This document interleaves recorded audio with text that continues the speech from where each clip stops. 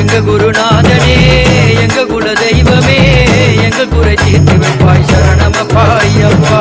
வில்லாளி வீரனே வீரமணி கண்டனே மண்புலி மேல் பவனி வந்தாய் சரணமப்பா ஐயப்பா எங்க குருநாதனே எங்க குல தெய்வமே